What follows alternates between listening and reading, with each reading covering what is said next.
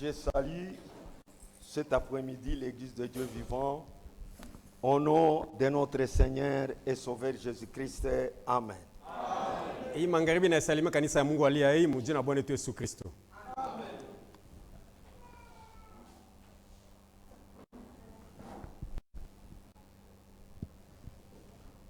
Je suis dans la joie de me retrouver encore au milieu de vous.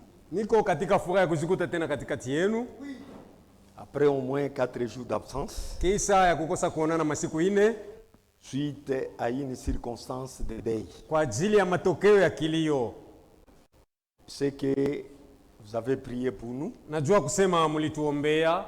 Dieu nous a gardés. Mungu alituchunga, nous a protégés. Alitukinga. Et le deuil s'est bien passé. Na kilio kilipitikana mzuri. C'est hier à 18h que je suis arrivé. Ni jana magharibi kabisa nilirudia. Pour tout ce que vous avez fait, yote mlifanya, que Dieu vous bénisse. Mungu amibariki. On est dans la joie de nous retrouver dans l'œuvre du Seigneur. Tuko katika furaha ya kushikuta mkazi ya Bwana. Pour le servir. Juu ya kumtumikia. Surtout nous qui sommes appelés comme ouvriers de la 11e heure. Asa zaidi sisi benye kuitwa bafanyakazi basa ya 11. Nous sommes les derniers qui font dans le monde. Tuko ba mwisho wale wanatumika mdunia. Pour que l'épouse de Christ soit manifestée. Ili bibi ya Kristo aonekane. Et c'est par ce message que vous écoutez. Na nikupitia ujumbe ngo mnasikia que réellement kweli Dieu va achever son œuvre. Mungu ataimaliza kazi yake. Nous sommes au temps des nations. Tuko wakati ya mataifa. Que nous appelons aussi les jours de grâce. Ile tunaita tena siku ya neema. Qui a commencé avec la mort de Jésus-Christ. Enye ilianza na kufa kwa Yesu Kristo. Et qui va se terminer à son retour. Ile itamalizika na kuja kwake Yesu Kristo. Le temps de la loi est déjà passé. Wakati ya sheria isapitaka. Nous sommes au temps de la grâce. Hapa tuko kwa wakati ya neema. Chacun doit en profiter. Kila mmoja anapasa kuonea mo. C'est un temps qui est terrible. Si hatari. Nous ne savons pas quand il viendra. Atujua wakati gani atakuya. Mais ce que nous savons, kienye tunajua, il viendra. Atakuya tu. Et nous croyons à cela. Na tunaaminia ile. C'est pour cela que ndio sababu yenyewe tout celui qui prêche aujourd'hui ule wote kwa nahubiri leo doit se sentir heureux. Anapasa kujisikia waheri. Parce que le Seigneur l'a confié une tâche merveilleuse. Maana Bwana alimpatia kazi ya mzuri kabisa. Tout celui qui croit wote la na sentir heureux. Anapasa kujisikia waheri. Parce que le Seigneur a jugé bon de l'appeler au salut et faire partie de l'épouse. Maana Bwana aliona mzuri kumuita kuokovu na awe mshiriki wa bibi harusi. Et pour cela, nous sommes tous dans la joie. Ile bote tuko katika furaha. C'est ce qui fait notre joie. Ndio inafanya furaha yetu.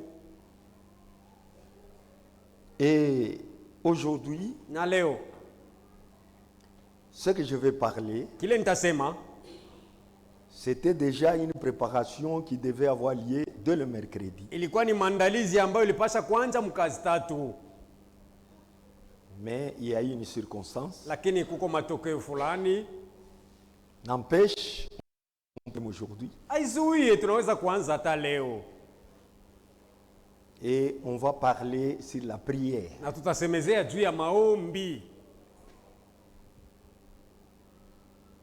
Nous avons remarqué que tuliona kusema beaucoup ne veulent pas venir prier à l'église. Ba mingi abapendake kuya kuomba kukanisa. Nous, en tant que conducteurs, si sawa baongozi, nous passons des moments difficiles. Tuko napitia wakati ya shida kabisa. Nous sommes souvent sous tension. Mara nyingine tuko napata pressure. La tension de voir comment est-ce que l'église pressure ya kuona ngisi kanisa parfois ne marche pas convenablement sur certains points. Mara nyingine itembe mzuri pa manukta moya fulani. Nous commençons à gémir à nous. Tunaanza kunungunika ndani yetu. Nous devons chercher la face du Seigneur. Tunapaswa kutafuta Bwana. Trouver qu'est-ce que nous pouvons donner à l'église. Na kupata ni nini tutapatia kanisa. Pour les faire marcher dans la volonté parfaite de Dieu. Ili kanisa itembe mapenzi kamilifu ya Mungu. Nous avons encore des pressions. Tunapata tena mikazo. Nous devons amener les gens Tunapasa kufikisha watu à goûter aux dons spirituels baonje kumazawadi ya kiroho que tous les 9 dons de l'esprit ambayo mazawadi kenda yote ya roho puissent agir dans l'église. itumike ndani ya kanisa. Nous sommes encore sous pression. Tuko tena chini ya pressure. Nous devons avoir des soucis Tunapasa kuwa na huzuni pour que l'église de Dieu, ya kutaka kanisa ya Mungu, Dieu la baptise du Saint-Esprit. Mungu aibatize na Roho Mtakatifu wake. Toutes ces choses-là, Yote bile quand nous ne voyons pas une marche correcte, wakati hatuone safari mzuri ya kanisa, pour nous, c'est un travail. kwetu sheba uongozi inakuwa ni kazi mzito. Peut-être vous ne sentez pas ça. Pengine mwa musikie, Nous, c'est une charge à nous. kwetu sasa inakuwa ni muziko mzito. On doit vous faire parvenir à toutes ces choses Tunapasa kumifikisha pa kuonja bio hivi en tant que conducteur. sawa baongozi.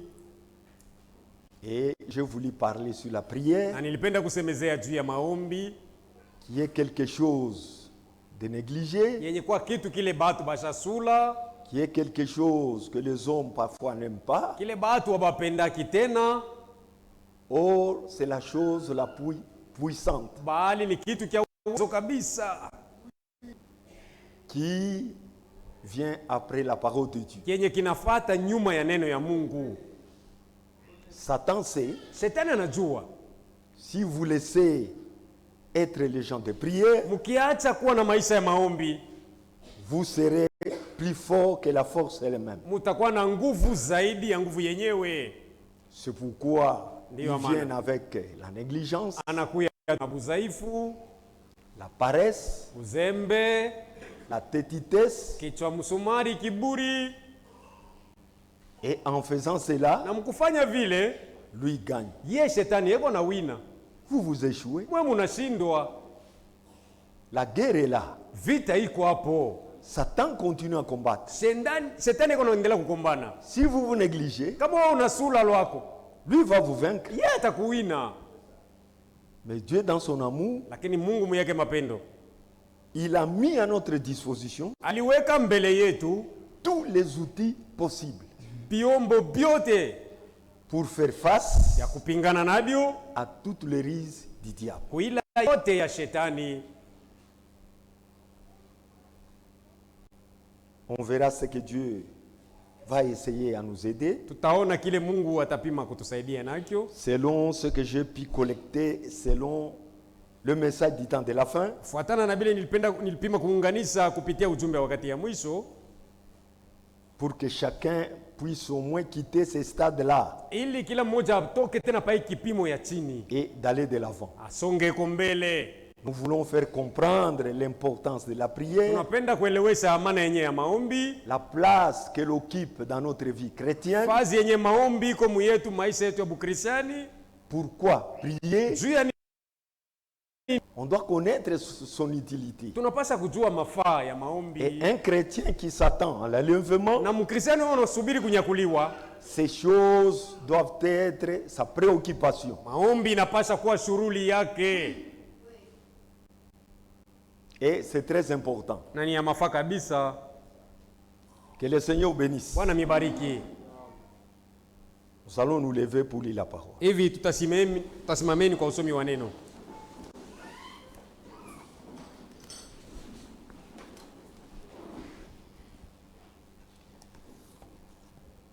Nous prenons une écriture dans Luc, Tunabeba andiko moja mkitabu ya Luka, Luc le chapitre 11. Luka sura 11.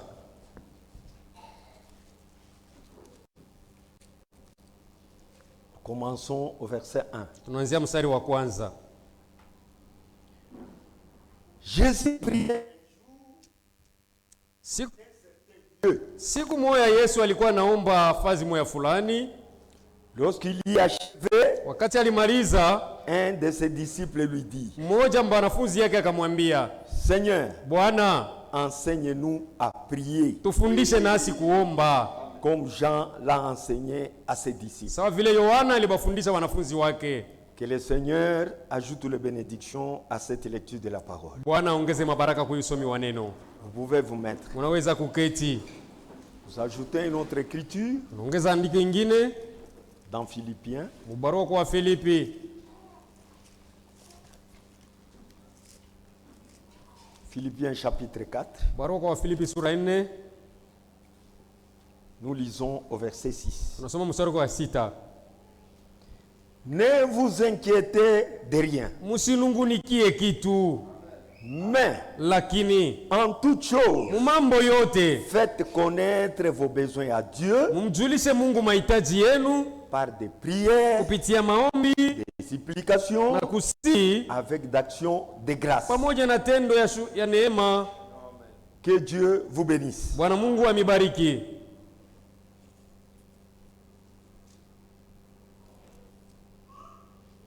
Ici, c'était une préoccupation des disciples. Hapa ni suruli balikuwa nayo banafunzi.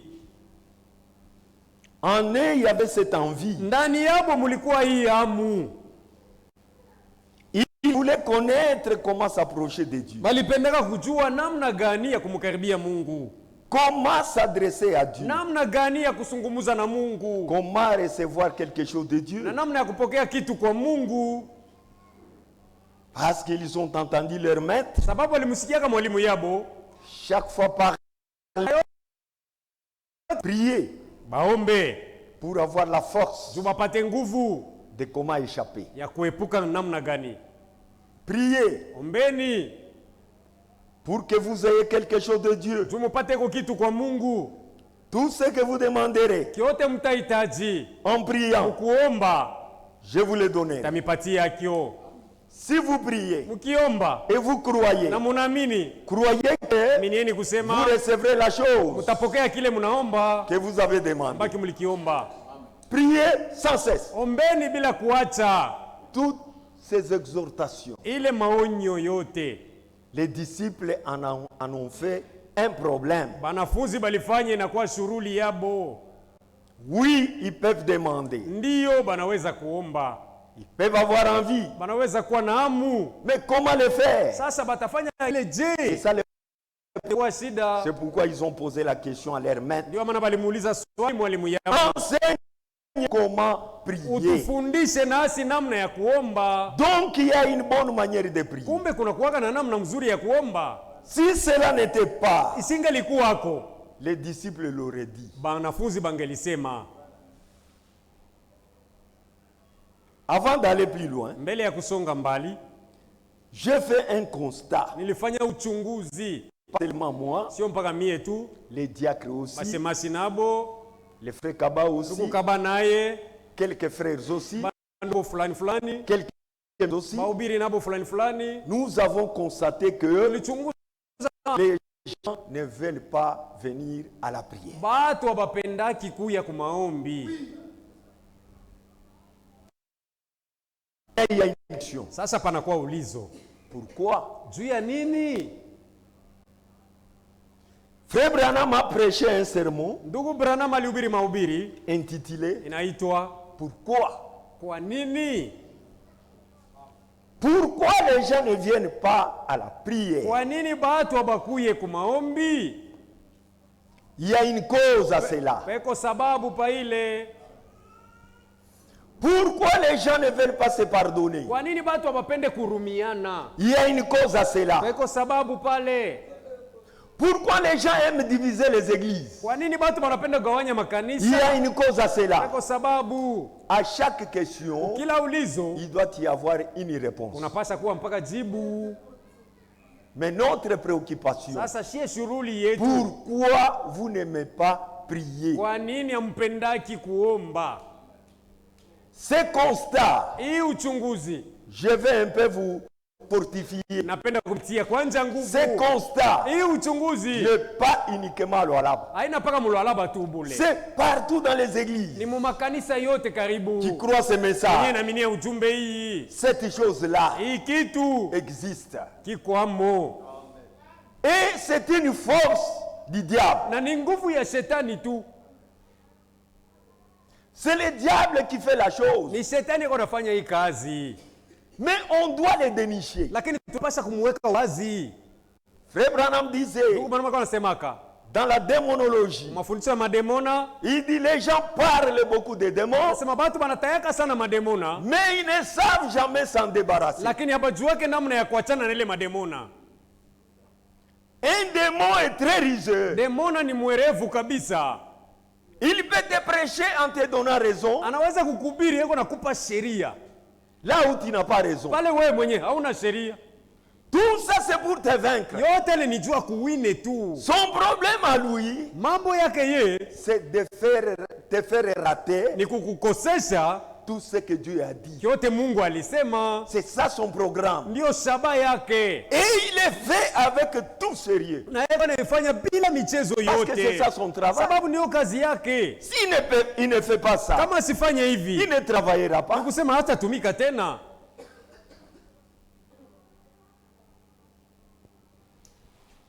Écoutez ce que Frère Branham dit. Msikie kile Branham anasema. Mahubiri kwa nini?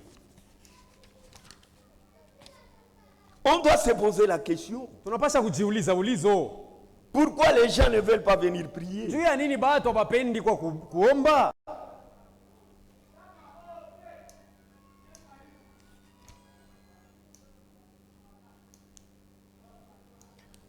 Dans le paragraphe 41, Aya yake 41, quand Dieu, wakati Mungu quand il fait une voie pour s'échapper, kia juu ya kucholeamo, quand il envoie une pluie de miséricorde akituma mvua ya rehema et que les gens ne s'en tiennent pas compte, na watu habaishituke, Dieu se pose la question. Mungu anakuwa anajiuliza swali, Pourquoi? juu ya nini?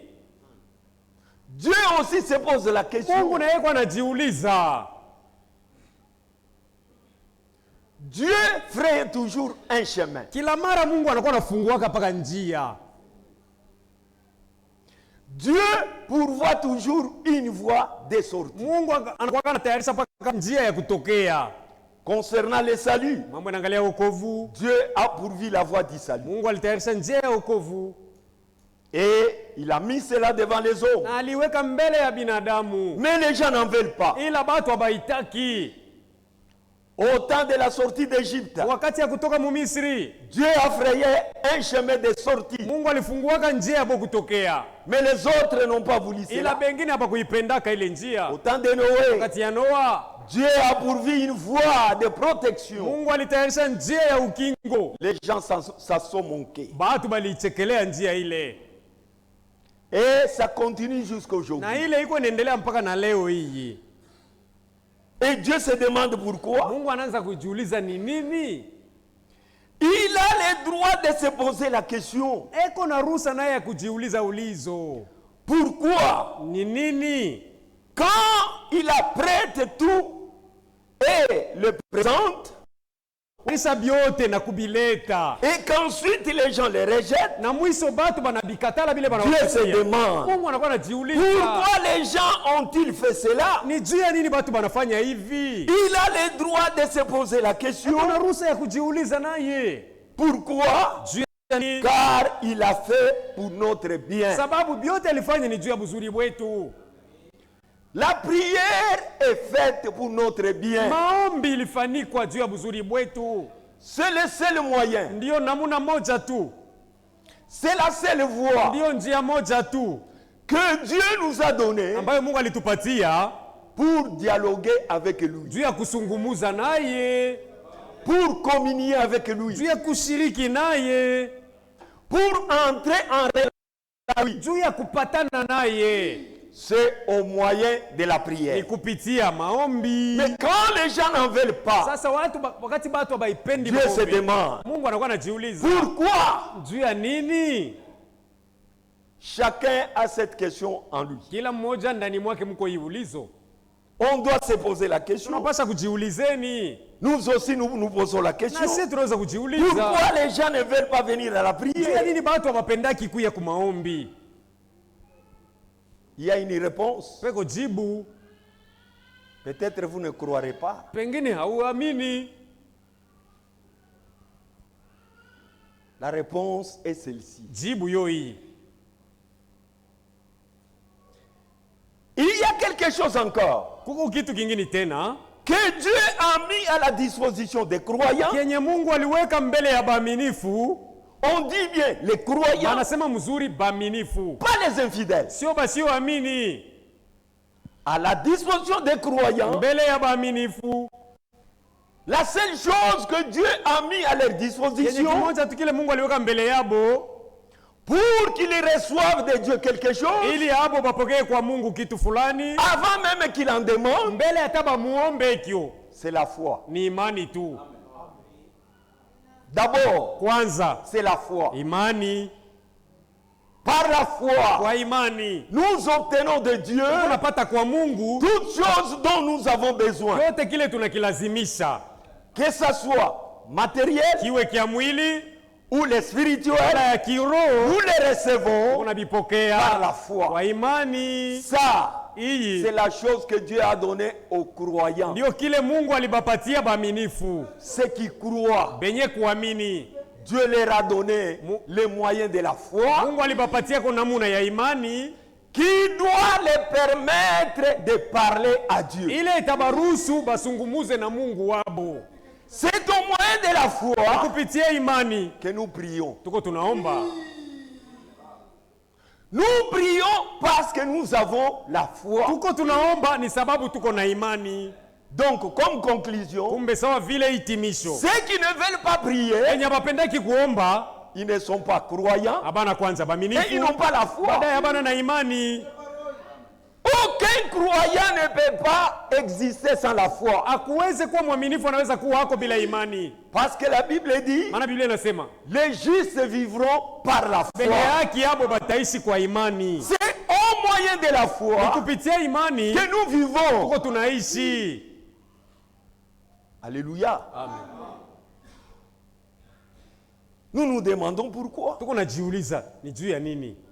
Et la prière, Na maombi c'est la seule voie que Dieu a pourvue ndio njia moja Mungu alitayarisha pour lui parler, juu ya kumsema naye, pour lui rendre hommage, juu ya kumpa mashukuru, pour lui rendre louange. juu ya kumsifu nayo. C'est le moyen Ni namuna que Dieu nous a donné ambayo Mungu alitupatia pour lui exprimer nos juu désirs. ya kumuonyesha kutaka kwetu C'est au moyen de la prière. kupitia tu maombi, Et nous devons savoir prier. na tunapasha kujua namna ya kuomba. Tu ne peux pas savoir prier Hauwezi kujua kuomba si tu n'as pas envie de le faire. kama hauna na hamu yenyewe ya kuomba. Les apôtres ont eu envie. Mitume walikuwa na hamu. Quand frère Branham, au début de sa foi, Wakati ndugu Branham kumwanzo wa imani yake, lui aussi ne savait pas prier. na yeye akujuaka namna ya kuomba, Il entendait les gens dire, alianza kusikia kama tuko nasema Dieu m'a parlé. Mungu ananizungumzia. Je parlais à Dieu. Nilisema na Mungu, Dieu m'a répondu. Mungu ananijibu. Mais il ne savait pas comment s'en sortir. Ndugu akujua ni namna karibu unafanikana. Un jour, Siku ingine il a dit, anasema moi aussi, na mie je vais parler à Jésus. tasema na Yesu leo. Vous savez ce qu'il a fait? Unajua kile alifanya? Il a écrit une lettre. Aliandika barua mkanda. Jésus, Yesu monsieur, il écrit, Monsieur Jésus, anaandika, jamani Yesu, moi ton fils, mimi mwanao je t'aime. nakupenda. Je voudrais vous parler. Napenda niseme na Si wewe. tu peux aussi me Kama répondre. utanijibu, Comme ça, nous allons parler. mwile namna tutazungumuza. Il prend la lettre, Anabeba barua, il le met à un arbre dans la brousse. anaiweka kumuti mpori, Il le laisse là. anaibandika kule, anaiacha. Il attend les réponses. Anaanza kungojea jibu. En lui, il avait envie. Ndani yake ni kusema mulikuwa kutaka kumoya Mais hivi. il a fait cela dans l'ignorance. Alifanya ile mambo mkutokujua. Si vous êtes ignorant, Kama hujui kitu, Dieu peut vous aider dans votre ignorance. Mungu anaweza kukusaidia mkutokujua mwako Mais mmoja. quand vous avez la connaissance Sasa ukisapokea ufahamu et que vous ne voulez pas suivre na hutaki Dieu kufuata voit selon sa connaissance, njia kufatana na ufahamu ule, Dieu ne vous apparaîtra jamais. Mungu hawezi kukuonekania kamwe. Lisons un peu Frère Branham ce qu'il nous dit. Tusome kwanza ndugu Branham kenye anatuambia. Il était un homme de prière. Alikuwa mtu wa maombi sana. Il avait un lieu de prière Alikuwa na fazi yake, alikuwa naombeaka qui était appelé yenye iliitwa Greensmill. Greensmill. C'était une grotte Ilikuwa ni shimo dans la bourse. mule mpori. Il y disait, Alianza kusema si je me cachais là-bas, nikifichama mwile shimo même la FBI, hata FBI, c'est-à-dire la police secrète des États-Unis, kusema polisi ya siri ya Umoja wa Marekani ne peut pas me retrouver. hawawezi kunivumbula. C'est un endroit caché, Fazi yenye kufichwa, un endroit secret, fazi ya siri, là où je pars communier avec mon Dieu. mule naenda kushiriki na Mungu wangu.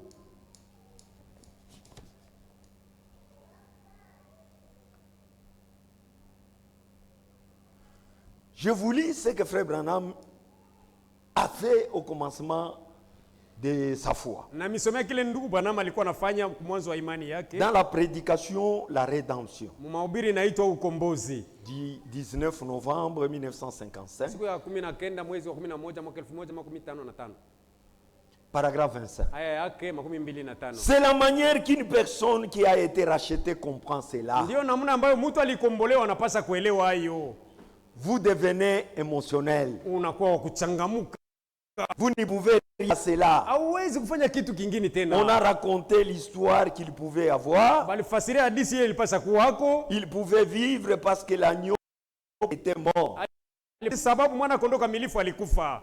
Il était mort à sa place. Alikufa pahali Le pake. petit animal pouvait se réjouir. Unyama mdogo alipasa kufurahi.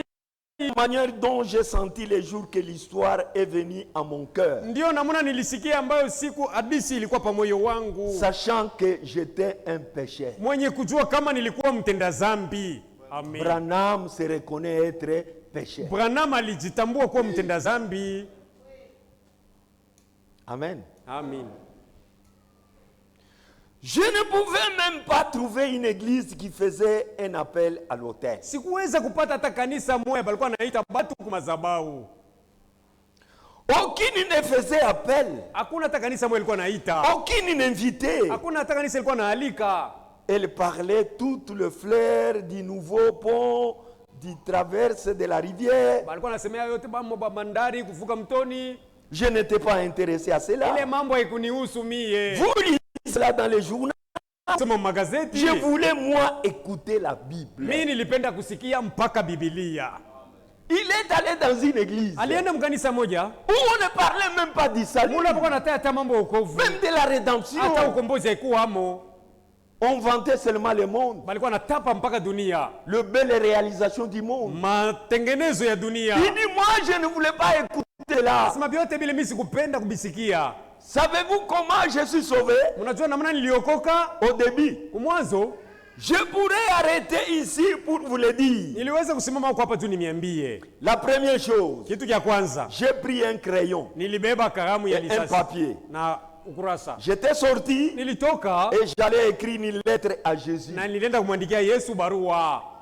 J'avais été un homme de la forêt toute ma vie, Mu maisha yangu yote nilikuwa mtu wa pori, un garde-chasse pendant des années. mlinzi wa mawindo kadiri ya miaka. Je vivais dans les bois, Nilikuwa naishi mumiti, je mettais des pièges nilikuwa nateka mitego et je pouvais les voir là-bas dehors. na niliweza kuiona pale nje. Sa nature, la manière dont il a créé. Ali namna Mungu aliumba, J'allais m'écrire une lettre na nilipaswa kuandika et barua l'attacher à un arbre dans les bois, na kuibandika kumuti de mpori, manière à ce qu'il passera par là, namna ile atapitia tu qu'il pale puisse la lire. apate kusoma ile Je ne savais barua. pas comment je pouvais être sauvé. Sikujua namna nilipookolewa. Ainsi, nous étions très pauvres. Hivi tulikuwa ba maskini Et sana, mon père avait là-bas à la campagne na baba yangu mule mpori un petit sac rempli de patates alikuwa na kamfuko yenye kujaa viazi, que quelqu'un lui avait donné. kale mtu moya vya Et il alimpatiaka, les versa dans une caisse dans les pantries akapunguza mu box mule et déposa le sac par terre. na ile mfuko akaiweka chini. Je suis allé et j'ai pris le sac. Nilienda na kabeba kamfuko, J'étais sorti vers une petite chute d'eau froide nilienda kule kumtoni kunanguka baridi, et je me suis agenouillé là-bas. nilifukama kule, J'ai dit, nilisema maintenant qu'est-ce que je vais faire? sasa hapa nitafanya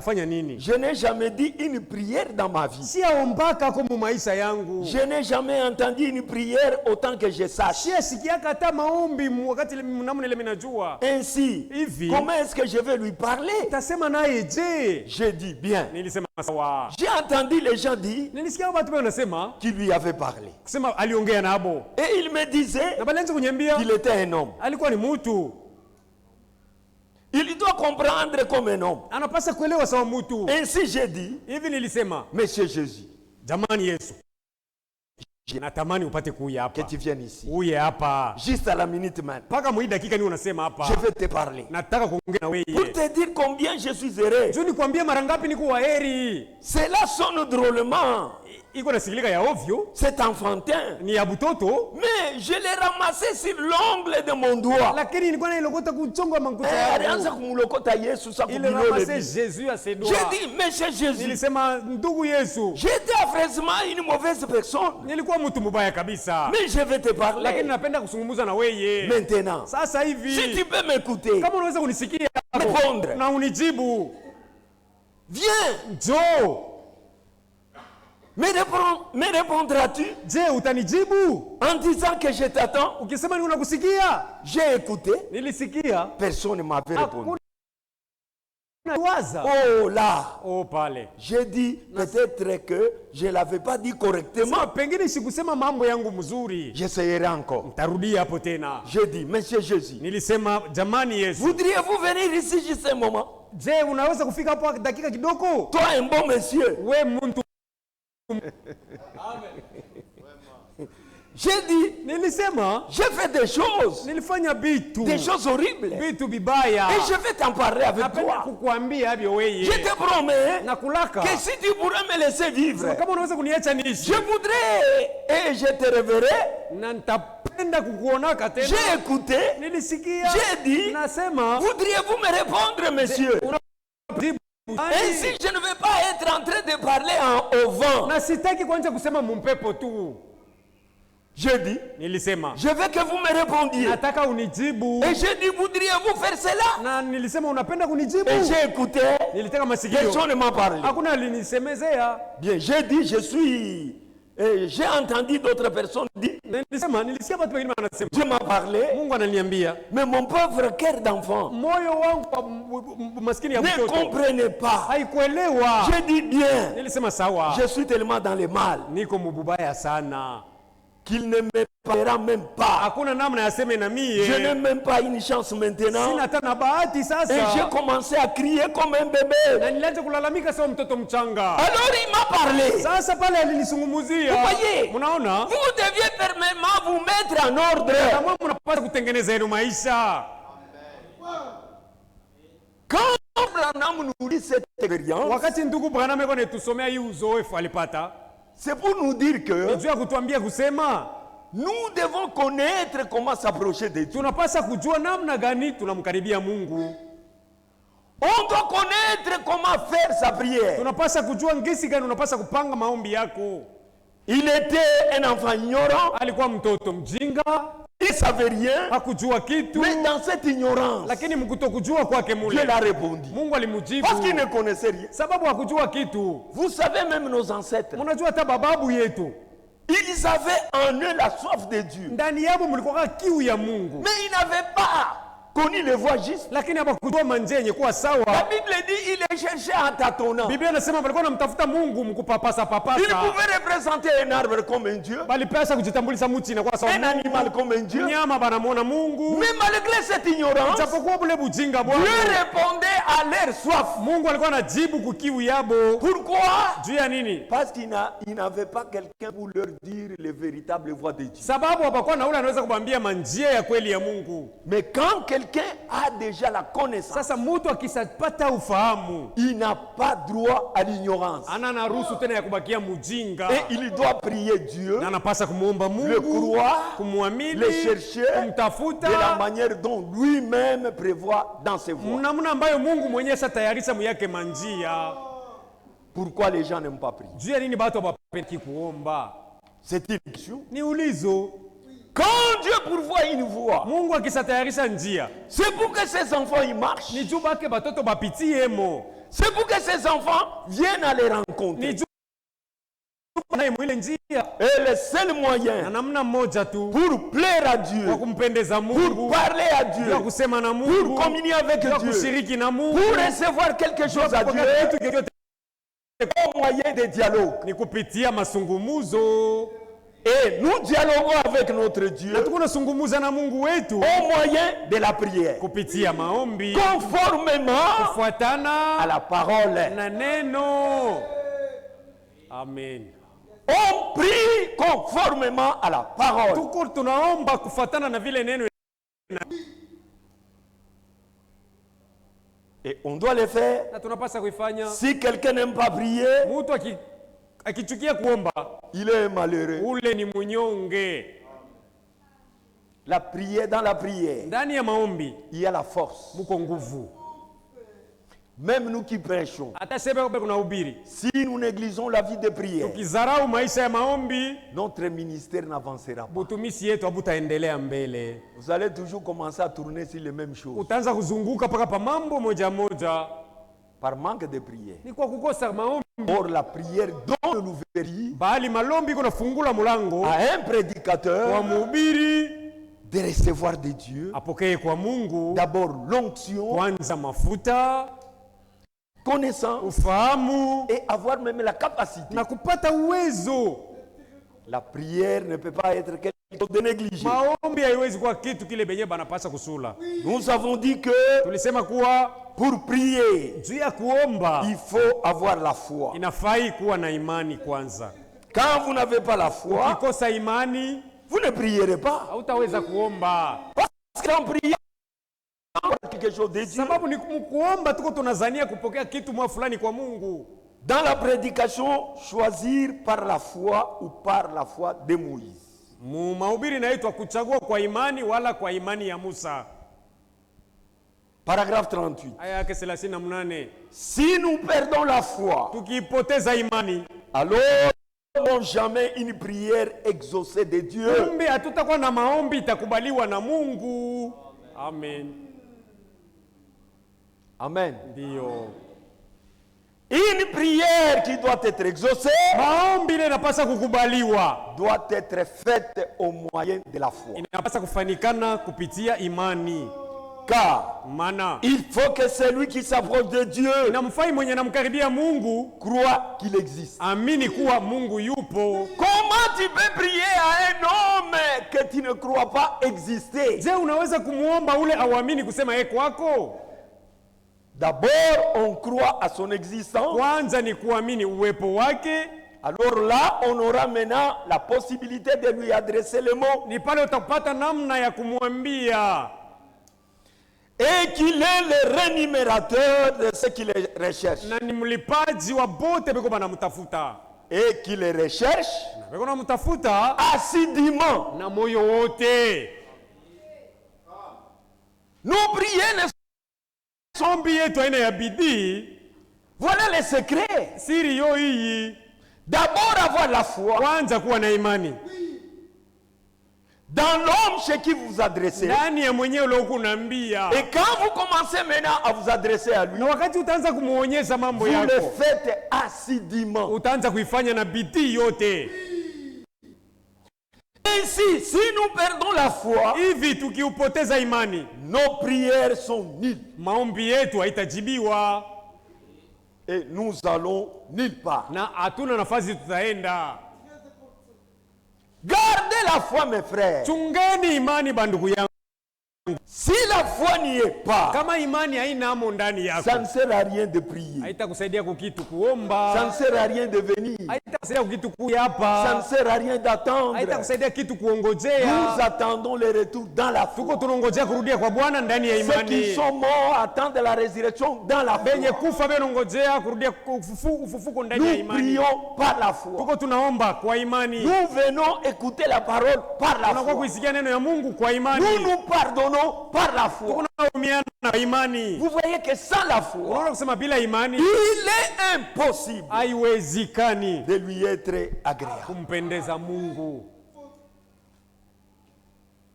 Hébreux 11:1. Waebrania 11 mstari wa kwanza.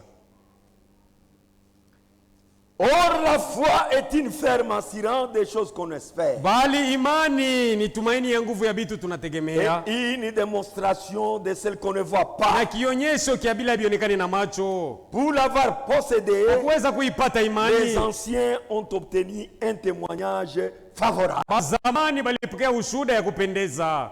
C'est parce qu'ils avaient la Ni foi sababu walikuwa na imani. qu'aujourd'hui, Hivi leo qu'on parle d'Abraham, tusemezee Ibrahimu, de Moïse, tunamtaya Musa, de Jephthé, tunamtaya de Yefte, Marie, tunamtaya Maria, de tous les hommes de foi. batu bote ba imani. Ce témoignage-là, Ile maushuda yote si nous la lisons aujourd'hui, kama leo tuko tunaisoma, c'est parce qu'eux ont vécu dans la foi. ni sababu bo balisi katika imani Et ils sont devenus notre modèle. na banakuwa mfano wetu. Et au verset 4, Na mstari wa 4, écoutez, c'est par la foi ni kwa imani qu'Abel offrit à Dieu Abeli alimtolea un Mungu sacrifice plus excellent sadaka ya mzuri zaidi que celui de Caïn. kuliko ya Kaini. C'est par la foi que nous faisons des choses correctement. Ni kwa imani tuko tunatenda bitu na usawa kabisa. Quelqu'un qui n'a pas la foi, Ule mwenye ana imani il sera toujours un objet d'achoppement chez les autres. kila mara atakuwa jiwe ya kikwazo kubengine. C'est par la foi que nous faisons les choses Ni correctement. kwa imani tuko nafanya bitu musawa. Pour être un adorateur excellent, Juu ya kuwa mwabudu mzuri zaidi il faut la foi. inaomba imani. Et la foi est très capitale. Na imani ni ya mafaa kabisa. Matthieu 21. Mathayo 21. Pourquoi les gens ne brillent pas? Nini batu abaombi? Parce qu'ils n'ont pas la foi. Sababu abana na imani. Au lieu d'avoir la foi, Hali pakuwa na imani, les gens ont de l'imagination. batu banabakia po tu na mafikiri. Ils ont des prétentions. Beko na kumania tu kuzania. Ils prétendent avoir la foi, Wanazania kuwa na imani, mais ils ont les raisonnements. lakini ni mafikiri tu banayo. Ce sont des choses Ni différentes. bitu mbili benye kuachana. La foi est une encre. Imani ni nanga. C'est quelque chose qui est là, Ni kitu kenye kinapasa kuwa ndani, qui est bien assise, kenye kuikala mzuri, qui ne peut pas tromper, kila kiwezi kudanganya, qui a une espérance réelle. kiko na matumaini ya kweli. Et elle vient en écoutant uniquement la Na parole. imani iko nakuwa mkusikia tu paka neno. Même pendant que nous prêchons, Hata wakati vitu kuna ubiri, la foi imani yo va s'installer itaingia dans ceux qui ont la bonne disposition. ndani ya wale wenye kujitayarisha mzuri. Matthieu 21, Mathayo 21 verset 22. mstari wa 22. Tout ce que vous demanderez Vyote mtaomba avec foi, kwa imani, par la prière, kunjia maombi, vous les recevrez. mutabipokea.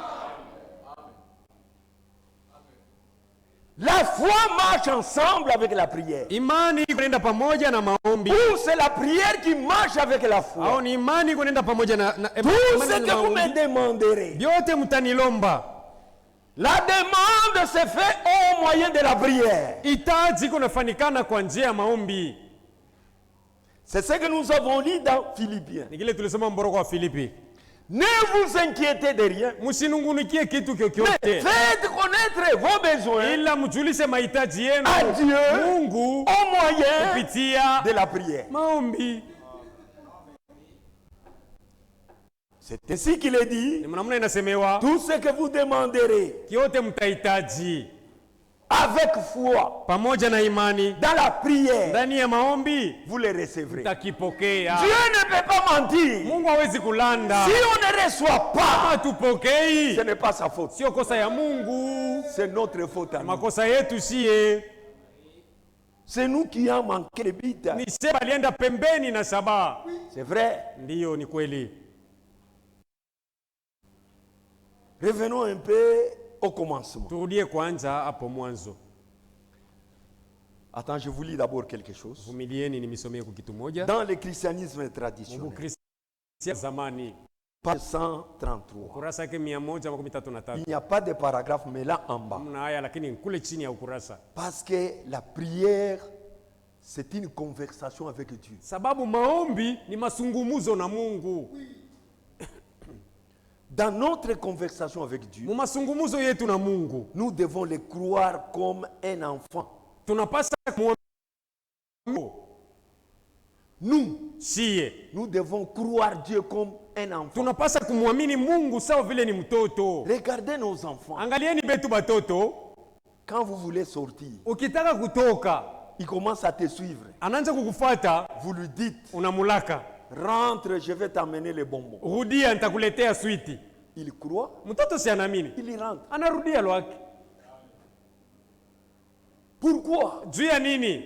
D'abord, lui est petit, Kwanza ye mtoto ni mdogo kabisa, toi tu es grand. wewe uko mtu mkubwa. Il a foi dans votre grandeur. Anaaminia bukubwa bwako bule. Il est sûr que papa Baba ne peut pas me mentir. hawezi kunilanda bongo. Un enfant, Mtoto vous pouvez aller avec lui, unaweza kwenda naye, vous le tenez à la main. unambamba kumkono. Quand un chien vient Wakati mbwa anaanza kuya, avec rage, eko nakuwa mbio na makali l'enfant fuit vers son papa. kwa baba, Il est très très fort anamubamba baba nguvu dans sa foi. muyake imani. Mtoto Papa est plus grand que les chiens. anajua kusema baba eko na nguvu kupita imbwa, Mais il oublie que lakini mtoto anasema kusema ces chiens-là ule imbwa peut ule mordre aussi son anaweza père. kuumiza hata na baba yake Mais mwenyewe, il a foi. lakini mtoto yeye anaaminia Papa est fort. kusema baba eko na nguvu, Le chien ne peut rien devant imbwa papa. hataweza kitu mbele ya baba. C'est ça, croire Dieu comme un enfant. Kule ndio kumwamini Mungu sawa mtoto. Vous croyez que Wewe kunaamini kusema Dieu, Mungu il est puissant. eko na nguvu kabisa, Il peut tout. anaweza Il yote, ne peut pas mentir. hawezi kudanganya. Soyez comme des enfants. Wewe kuwa sawa mtoto, Dieu agira. tenda. Parce que nous nous approchons de lui Juu tunamkaribia ka Mungu avec nos raisonnements. na mawazo yetu. Un enfant ne raisonne pas. Mtoto akalaka na wazakanya, Même si tu lui dis, hata unamwambia je vais t'acheter la ligne, takuzia mwezi, toi rentre. wewe rudia tu, Il va rentrer. mtoto atarudia, Il ne raisonnera pas. hata fikiri pale mambo unamwambia. Allons devant Dieu dans cette attitude. Twendeni mbele ya Mungu mwile hali ya butoto. C'est là où il est dit, Ni pale inasemewa tout est possible yote à inawezekana celui qui croit. kwa ule eko na imani, Croire de la manière d'un enfant. kuamini mnamna ya butoto.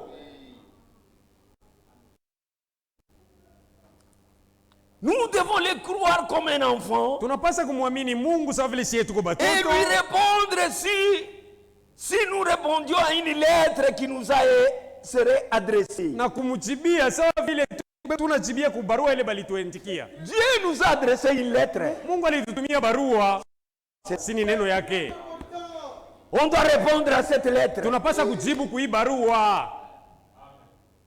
Il nous a écrit, Mungu alituandikia, venez à moi, kujeni vous tous kwangu qui êtes chargés wewe bote benye et kulemewa, fatigués, benye je vous kuchoka, donnerai du tamipa repos. Mais mapumziko. répondez à ça. So mujibie Mungu kuile. Est-ce que tu es déjà venu chez Dieu Usa kumwendea Mungu pour lui déposer ta charge? juu mupe mziko wako,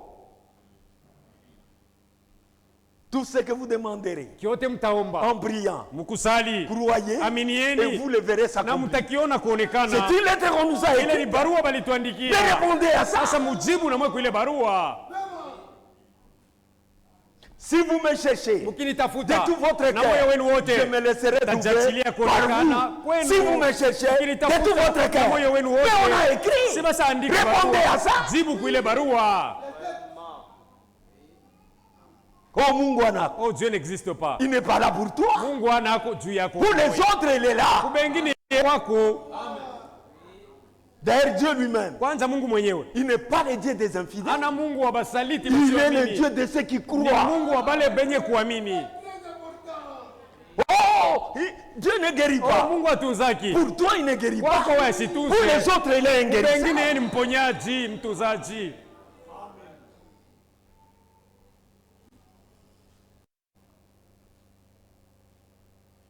Nous nous reportons à ce qui nous a écrit. Tuko tunajitambulisha kukila alituandikia.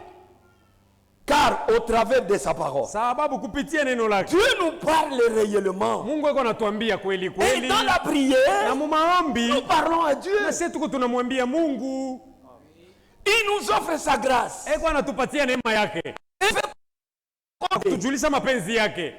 Nous nous rapportons à cela dans la prière Tuko tunajitambulisha kubile Mungu alisema ndani ya maombi. et les remercions pour tout cela. Na kumpigia asante juu ya biote Si que l'homme parvient à une communion personnelle avec Dieu. ndio mnamuna ambayo mtu yuko nafika muushirika ya upekee na Mungu wake.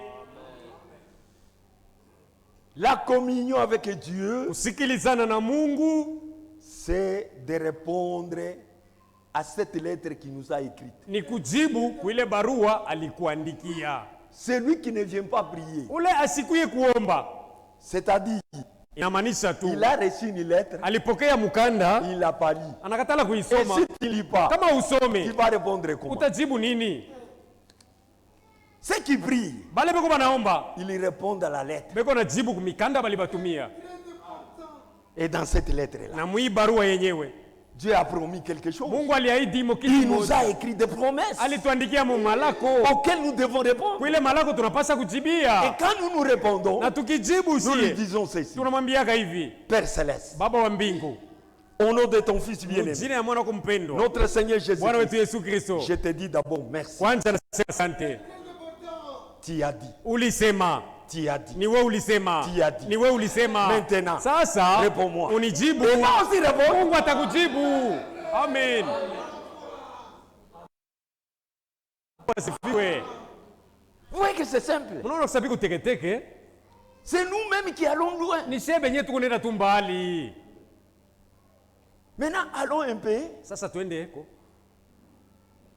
au commencement. turudie hapo mwanzo.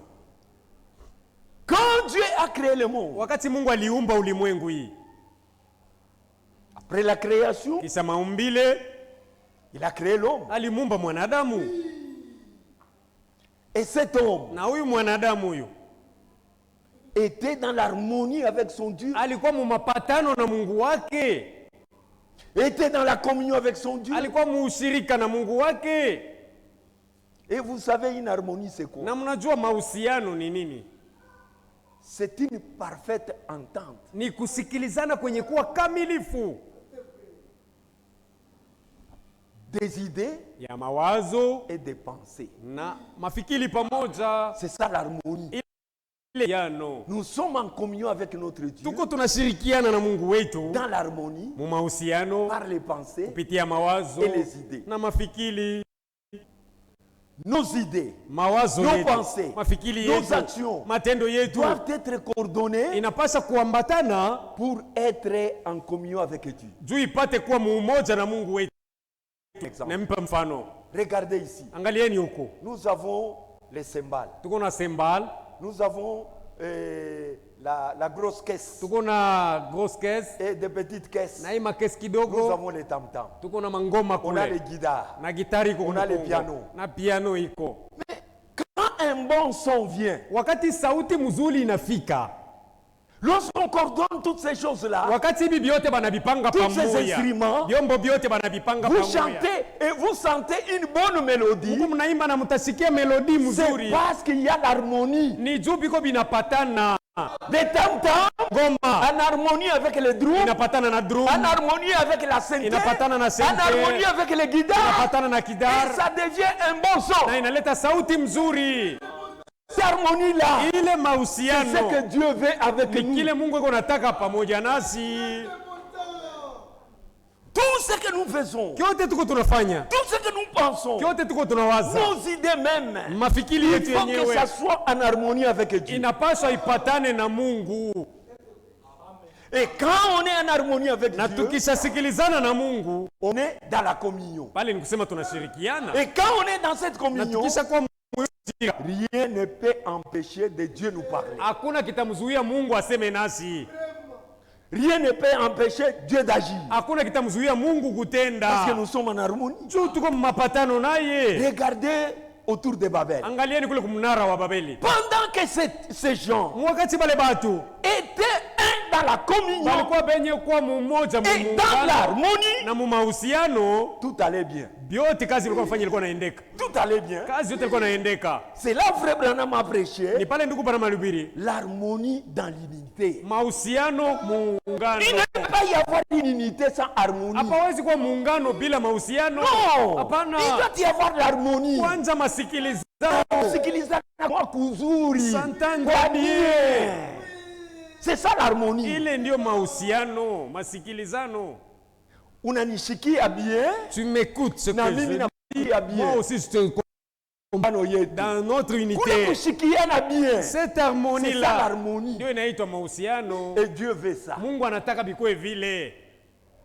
Regardez ces gens-là. Angalieni bale batu. Quand ils ont perdu l'harmonie, Wakati walipotezaka ile masikilizano yabo. et la communion s'est arrêtée. Na ushirika ulikatika. Alléluia. Amen. Ils avaient tous Bote balikuwa. cette unité Ile muungano yabo. parce qu'ils parlaient la même langue. Sababu kwa nasema lugha moja. Maintenant, l'harmonie Sasa se mahusiano. faisait dans cette unité. Kwa muungano yabo. Amène de la boue. Leta matope. On amène de la boue. Analeta potopoto. Donne la brique. Leta litofari. On amène la brique. Analeta litofari. Donne le moellon. Liwe. On amène le moellon. Hey. C'était bien. Balikuwa nasikilizana. Mais lorsqu'ils ont été confondus dans les langages, Sasa wakati balivurugwa mumusemeyo mulugha. la communion a été coupée. Ushirika Même ulikatika. l'harmonie a été coupée. Na masikilizano haikuwa hapo tena. Amène la boue. Leta potopoto. L'autre amène de l'eau. Yana leta kwa maji. Amène la brouette. Leta mkorofana. Il amène le niveau. Yana leta kipimo.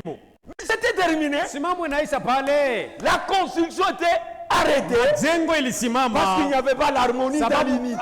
hakuna masikilizano mmoja. C'est la même chose avec Dieu. Sawa sawa na Mungu wetu. Si l'harmonie s'arrête, Kama masikilizano et l'unité aussi ilisimama s'arrête. na muungano unakatika. Parce que tu ne peux pas être un avec Dieu Kwa huwezi kuwa mmoja na Mungu sans harmonie. bila masikilizano. Dieu ne fera rien. Mungu atafanya hapo kitu pale. Et c'est ce qu'étaient les deux hommes-là au commencement, Na ni kile kilikuwa hapa batu mbili hapo mwanzo.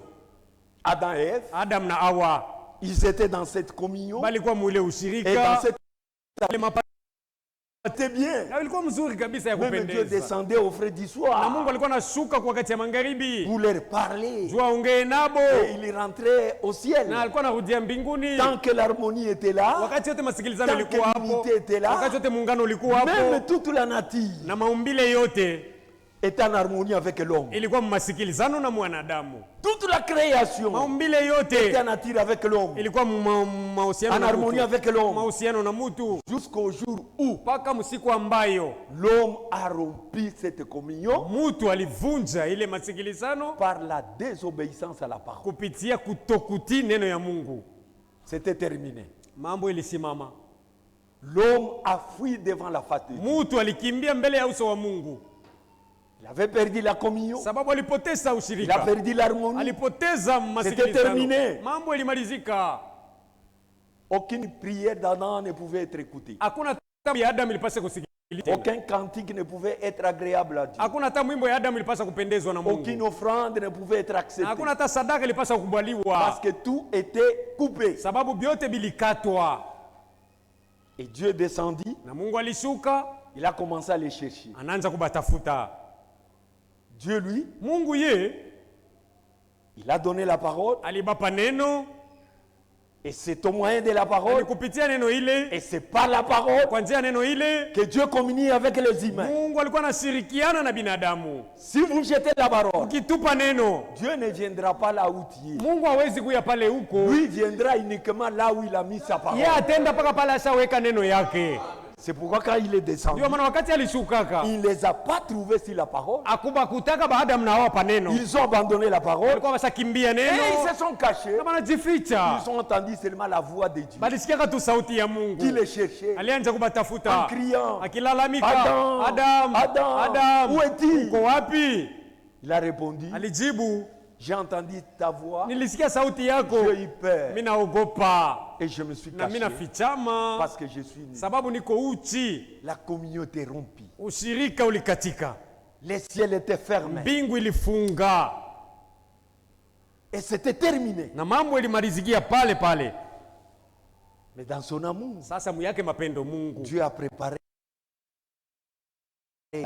Il a égorgé, alichinja hayo, il a pris la peau, alibeba ngozi il a vêtu Adam. anamvalisha Adamu, Il a pris une deuxième peau, ngozi ya pili il a vêtu Ève. anamvalisha Hawa. Quand le sang a coulé, Wakati damu ilimwangika, leur iniquité était cachée ovu yabo ilifichama et Dieu les a chassés. na Mungu alibafukuza C'était mubustani. terminé. Mambo ilimalizika, L'harmonie terminée. masikilizano La haikuwa hapo communion tena, terminée. ushirika haukuwa hapo tena. Le péché Zambi empêche Dieu de nous voir. inakuwa namzuia Mungu kutuona. Péché Zambi empêche Dieu de nous comprendre. inazuiaka Mungu Et de nous kutuelewa attendre. na Cette kutusikia. rupture Hii kukatika était terrible. kulikuwa kwa Et hatari, à partir de là, na kuanzia pale L'homme était déchu devant le Seigneur. Mtu alikuwa mwenye kuanguka mbele ya Bwana.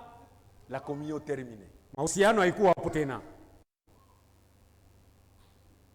Abel.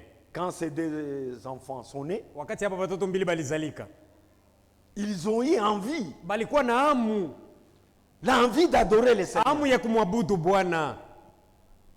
C'est pourquoi ils ont construit des autels. Ndio maana balijengaka madhabahu.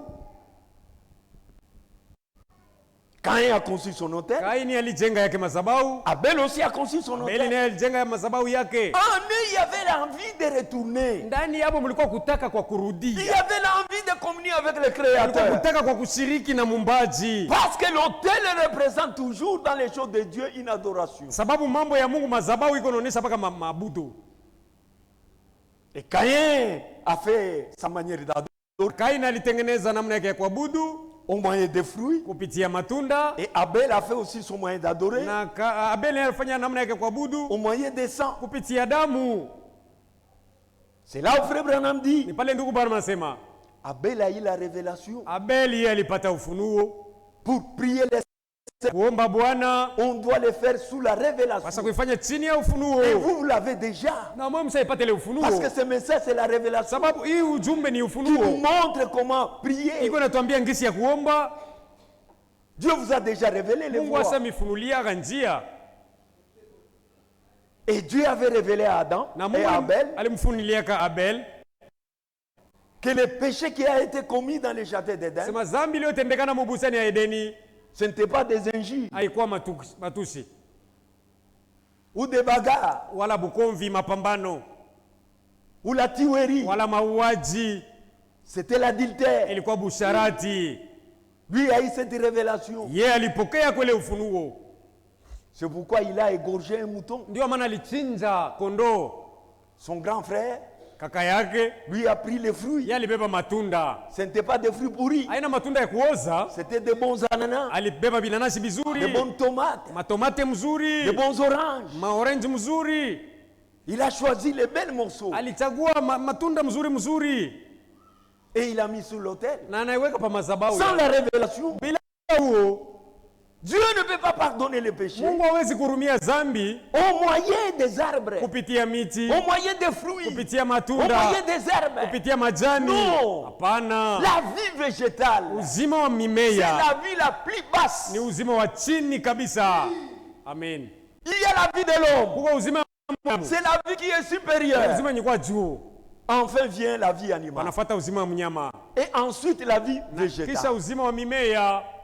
Et la vie Na uzima wa végétale, mimea c'est la vie la plus basse. ni uzima wa chini kabisa. Dieu a permis au moins Mungu aliruhusu huko que tu la vie animale uzima wa nyama puisse couvrir au moins les péchés de l'homme. upate kufunika kwa dhambi ya mwanadamu, Mais la vie qui était dans le sang lakini uzima ulikuwa ndani ya damu ne pouvait pas revenir sur l'homme. haikuweza tena kurudia juu ya mtu, Parce que c'est la vie animale. sababu ni uzima ya nyama. C'est pourquoi il fallait avoir une vie supérieure que la vie Kwa animale. maana palipasa kwa uzima yenye kushindia uzima ya C'est nyama, la vie de Dieu lui-même. uzima ya Mungu mwenyewe. Et la vie de Dieu, Na uzima wa Mungu c'est ule celle qui devait nous donner le pardon du péché ulipasa kutupatia et achili wa ôter dhambi le péché du monde. na kuchukua dhambi ya ulimwengu. Le péché du monde qui a été ôté, Ile dhambi ya ulimwengu iliondolewa, ce n'est pas ce que tu commets aujourd'hui. haina ile dhambi huko unatenda leo. Ce que tu commets aujourd'hui Ile uko unafanya leo a besoin du pardon. inahitaji tu achilio. Mais le péché qui nous a plongés tous dans la mort, Lakini dhambi ilitutumbukiza wote mulufu, c'est celui dont Adam et Ève ont commis dans les jardins ndio d'Éden. ambayo Adam na Hawa walitenda deni Moyen du serpent. kupitia nyoka. C'est le péché que Dieu est venu ôter, Ndio dhambi Mungu alikuwa kuondoa, que Dieu est venu enlever. ndio dhambi Mungu alikuwa kutosha. Dieu a tant aimé le Mungu monde alipenda sana et il a ulimwengu envoyé son Fils na unique alimtuma mwana wake upekee, afin que quiconque croit, kusudi yote Ne atakayeamini périsse point, il asipotee ait la vie éternelle. ila upate uzima wa milele. parce que ce péché-là, Sababu dhambi ile, même un bébé hata mtoto mchanga né avec, alikuwa anazalika na dhambi ile. mais quand il meurt, Sasa akifa il est pardonné anasamehewa. parce que Jésus a déjà payé le prix. Yesu, Commettons, mazambi yote tunatenda leo ça demande le pardon inaomba et la msamaha réparation. na Ce n'est kutengeneza. pas ce que Jésus a ôté. Sio Yesu aliondoa. Est-ce que vous comprenez ça? Unasikia? Amen. Il a déjà ôté les premiers péchés. ashaondoa dhambi ya kwanza Ce que nous commettons ile maintenant, tuko natenda leo. vous devez vous Unapasha weye demander pardon kuiombea et huruma na réparer. Et kuitengeneza, Dieu exauce na cela Mungu anakubali au moyen du sang qu'il avait kupitia versé. damu aliyoimwanga, Et c'était terminé. na mambo iliisha. Ces gens ont eu envie d'adorer le Seigneur. Bale batu balikuwa na hamu ya kumwabudu Bwana, Quoi qu'ils ont adoré, hata kama baliabudu mais ce n'était pas suffisant. haikuenea. Comme ça, demain Hivi et kesho, le dimanche, Jumapili nous samani, verrons comme ça, de la manière dont ces gens sont arrivés même à adorer réellement le Seigneur de prière. tutaona namna ile batu balifikishwa kuabudu Bwana mkweli kupitia Pendant tout maombi. l'Ancien Testament, Mwagano yote ya kale les gens ont voulu s'approcher de Dieu batu balianza kutaka kumkaribia au Mungu moyen que eux-mêmes préparaient. kupitia manamuna bopeka walikuwa wanajitayarishia, Parce qu'il y a une partie des gens qui ont vécu sans la loi. sababu kwa kipande ya batu bila torati Ils vivaient avec la loi de la conscience. walikuwa naishi na sheria ya zamiri, Comme Noé, sawa Noa,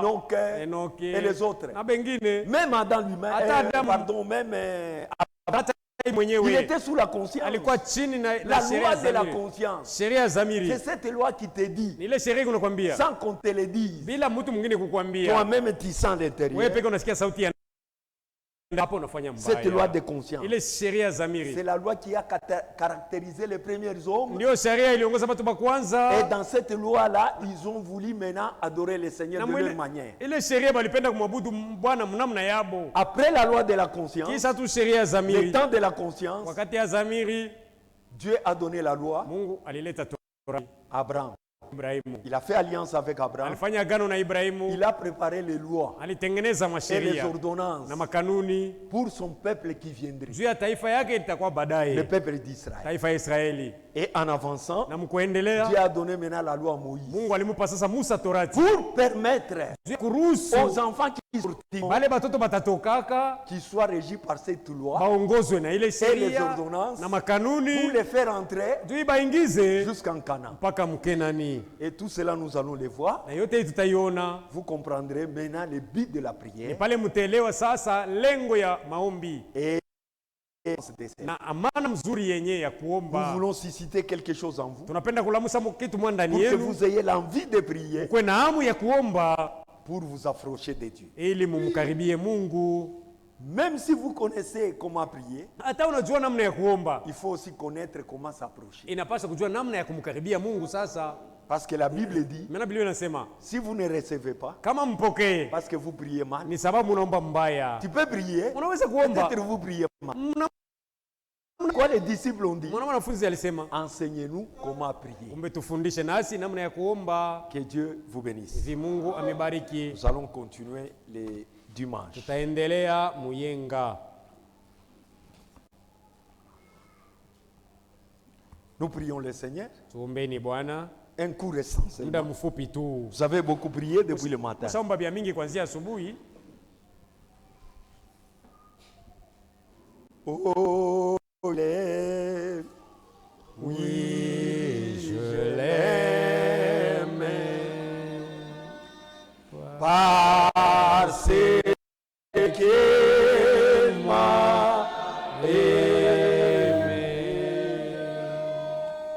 et a donné sa vie pour moi. À Golgotha. que chacun prie. Kila mmoja aombe.